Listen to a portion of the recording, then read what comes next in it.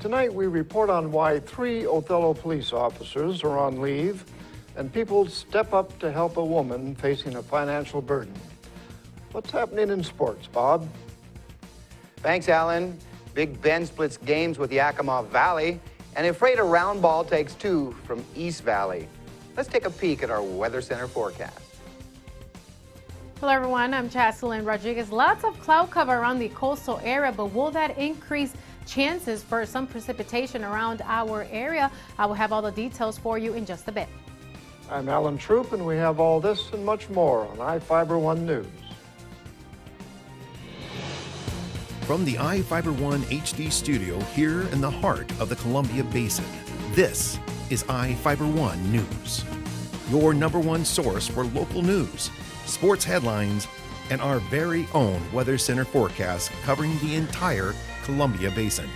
This is Ifiber One News, and it starts now.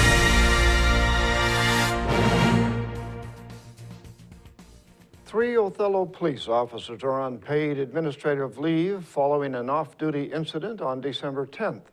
Chief Phil Shank said the 3 off-duty officers were involved in a dispute with a group of people in a neighborhood on South 3rd Avenue. An on-duty officer responded, and when realizing off-duty police officers were involved, he requested the Moses Lake Police and the Grant County Sheriff's Office investigate. Shank said there were allegations that one officer had done something wrong. Shank said 2 of the officers are likely to be reinstated soon. The 3rd officer is the focus of the investigation. The chief would not go into further details on the incident or release the names of the officers involved until he receives the investigation report. A teacher at Ephrata High School opens his metal shop 1 night a week, giving students a chance to get ahead in a job market where trade skills are a must. Reporter Devin Higgins has the details.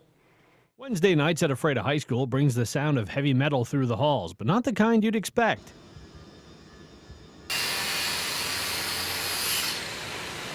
Agricultural maintenance teacher Ken Devine opens up his metal shop as a way to give his students time that's often taken up by class and other extracurricular work. I have a lot of kids that need stuff to do, and they have projects that they're working on.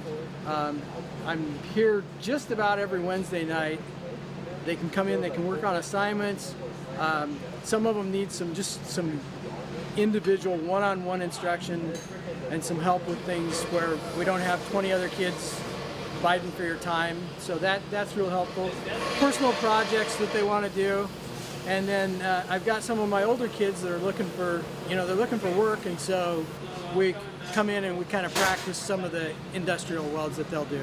Junior Sierra Hudson's been a part of the shop since her freshman year. While she enjoys being part of the cheerleading squad, she didn't anticipate the impact or fun of swapping pom-poms for a welder.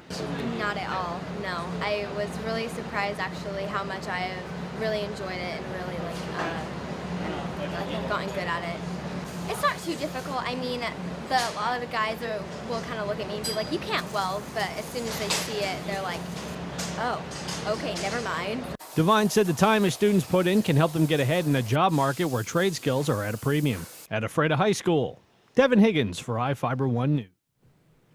A 3rd grade student was placed on emergency expulsion after making threats to shoot his fellow students last week.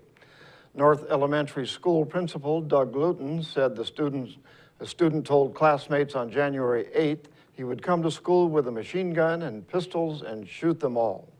The student was immediately confronted by school counselors and administrators, and the level of the threat was assessed. After speaking with the student's mother at length, the school staff determined the threats were not credible. Under emergency expulsion status, the student is not allowed to be at the school until the investigation is completed. The student could be suspended and face potential expulsion. Luton said Counselor Jenny Woodall addressed the 3rd grade classes after the threats, and parents were notified. Street renovations may have ended Soap Lake's participation in soapbox derbies. Reporter Jeff Chu has those details.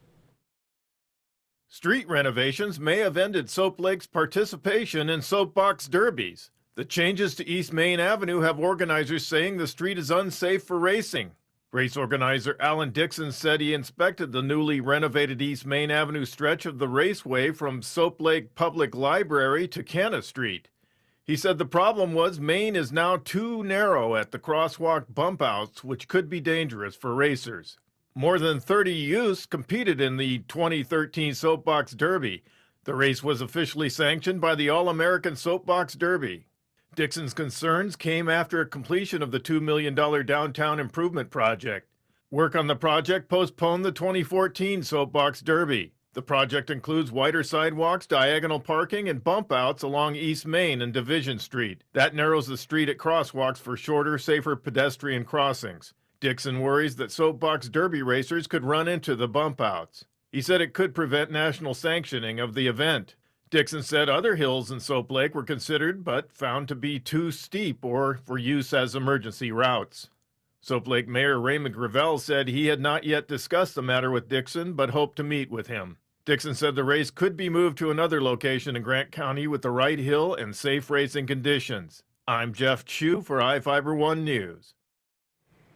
And now we take a look at people being sought by law enforcement. This is Sheriff Tom Jones with the Grant County Sheriff's Office. Each of the people you see here have a warrant for their arrest. If you see any of these people, we ask you do not attempt to detain or apprehend them, but call us at 509-762-1160 or send us an email at crimetips@co.grant.wa.us. If the person is presenting a danger, call 911. With your help, we can bring these people to justice and make our community safer. And we'll be right back after a short break.